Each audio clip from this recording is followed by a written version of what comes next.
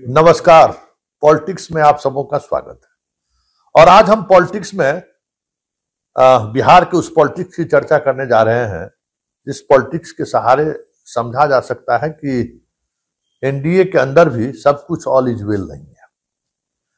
चिराग को लेकर शाह का जो फॉर्मूला है या फिर चिराग को लेकर शाह की जो रणनीति है, उस रणनीति से नीतीश असहज तो है ही, अब खुलकर लग रहा है जिसे असहजता उन्होंने व्यक्त करना भी शुरू कर दिया। अभी तक सब कुछ बंद कमरे में चल रहा था और बंद कमरे में क्या बात हो रही थी? सीट को लेकर। जिन सीटों पर चिराग की दावेदारी थी उसको लेकर नीतीश सहज नहीं थे और आखिरकार नीतीश ने उन तमाम दावेदारी को खारिज करते हुए मटिहानी सहित तमाम वो सीट उन्होंने ले लिया जिन सीटों पर चिराग का दावा था। मटिहानी हो, रोसड़ा तो बीजेपी ले लिया, हायाघाट हो, कुशेश्वर स्थान हो, कल्याणपुर हो, कई ऐसी सीटें थी, तमाम उन चकाई हो, उसको खारिज कर दिया। फिर भी शाह की वो कोशिश जारी रही कि चिराग को जो सीटें आई हैं वहां उसे अपर हैंड रहे। इसके लिए वो चिराग के यहाँ जहां कहीं भी बागी उम्मीदवार खड़े हुए उस उम्मीदवारों को कैसे बिठाया जा सकता है। अपने बीजेपी के बाद अगर शाह ने किसी उम्मीदवारों के लिए कोशिश की है तो वो चिराग के उम्मीदवार है, ये साफ दिख रहा है। ऐसे में कल जो कुछ भी घटना समस्तीपुर में घटित हुई और जिस तरीके से एक आभा मंडल बनाने की कोशिश हुई थी नित्यानंद राय के द्वारा कि चिराग जो है सो बिहार में नंबर 2 है, उसको तो पीएम ने खारिज कर दिया। लेकिन आज जो कुछ भी हुआ है वो कह सकते हैं कि असहज करने वाली बात है। पॉलिटिक्स पर नजर रखने वाले लोगों के लिए बहुत बड़ी खबर है। चिराग ने आज एक ट्वीट किया है।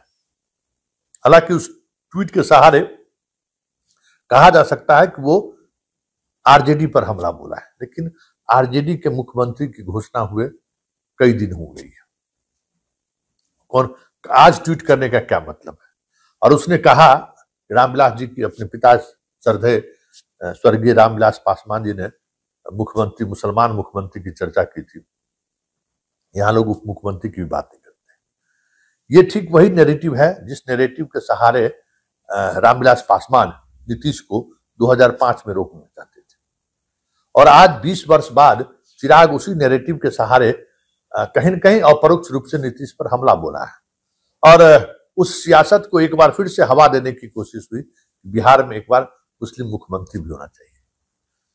और चिराग की ट्वीट के ठीक 8 घंटे बाद नीतीश कुमार का एक बड़ा ट्वीट आया है और उस ट्वीट में उन्होंने ये दिखाया है कि 2005 से पहले बिहार में जो भी सरकार में थे, मतलब रामविलास भी सरकार में थे और लालू भी सरकार में थे, उसने सिर्फ मुसलमानों को ठगा है, मुसलमानों का इस्तेमाल किया है। हमने मुसलमानों के लिए क्या किया? एक पूरा ढड्ढर जो है ना, जिसने मुसलमानों के लिए किया उसने उस ढड्ढर को डाल दिया। हालांकि कहने वाले ये भी कह रहे हैं कि मुस्लिम वोटर को साधने के लिए नीतीश का इस तरीके का ट्वीट आया है, लेकिन ये सहज नहीं है। या फिर जो कह रहा है ना, वो ट्वीट कह रहा है वो, या एक्स पर जो उसने लिखा है, वो साफ संकेत है कि चिराग को इस बार वो बगसने के मूड में नहीं है। चिराग के हर उसके एक एक गतिविधियों पर उनकी नजर है।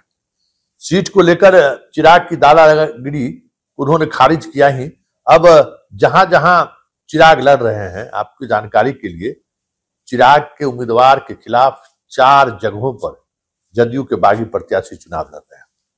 2020 दोहराएगा, ये तय मानिए कि 2020 का जो क्लाइमेक्स था ना, जिस वजह से नीतीश कुमार तीसरे नंबर की पार्टी बन गई बिहार जैसे राज्य में, हमें लगता है कि घर खाली कराने के बावजूद भी नीतीश उस अपमान को भूल नहीं पाए। घर से बेघर करवा दिए, रामविलास पासवान की पूरी विरासत को सड़क पर ला दिए। फिर भी हमें लगता है कि नीतीश कुमार के अंदर वो टिस बची हुई है, जिस टिस का प्रकटीकरण आज तुरंत 10 घंटे के अंदर में नीतीश ने कर दिया है। लेकिन बड़ा सवाल यह है कि इस तरीके के ट्वीट के सहारे नीतीश संदेश क्या देना चाहते हैं? क्या नीतीश ये संदेश दे रहे हैं इस बार चिराग के सहारे उनके साधने की कोशिश हुई तो हम चिराग को पहले ही साथ देंगे, क्योंकि जमीनी स्तर पर ये चीजें साफ दिख रही है। चिराग के उम्मीदवारों को लेकर खासे नाराजगी है आपको जदयू के कोर वोटर में। वोट ट्रांसफर नहीं हो रहा है, ये साफ दिख रहा है। और पासवान वोट जिस तरीके से बिकाऊ वोट बना है हाल के दिनों में चुनाव में, अगर आप देखिएगा उनका जो पहले रामविलास पासवान के दौर में जो एक कमिटमेंट और फाइटर स्पिरिट जो हुआ करता था पासवान में, वो इस बार नहीं दिखा, लोकसभा चुनाव में भी नहीं और इस बार एकदम नहीं दिखा। मतलब आप सोच नहीं सकते हैं कि पासवान जैसा फाइटर उम्मीदवार, फाइटर कास्ट डिवीजन भी रहा और कई तरह के खेलों में उसका इस्तेमाल भी हुआ। ये सारी चीजें ऐसी हैं जो कहीं न कहीं चिराग को कमजोर भी किया है। इसलिए चिराग भी चाहता है कि हम अपने पिता के उस राजनीतिक विरासत पर की तरफ अब हम बढ़े। हनुमान ज्यादा दिनों तक चलने वाला नहीं है। हनुमान की कल परिणति उन्होंने देख ली है और हनुमान के सहारे बिहार में बहुत दिनों तक आप इस सियासत में रह भी नहीं सकते। रामविलास पासवान जितना ही पासवान के करीब थे उतना ही वो मुसलमानों के करीब थे, लेकिन हनुमान आते ही उस पूरी नैरेटिव को बदलने की कोशिश की और हिंदुत्व के तरफ बढ़ गए।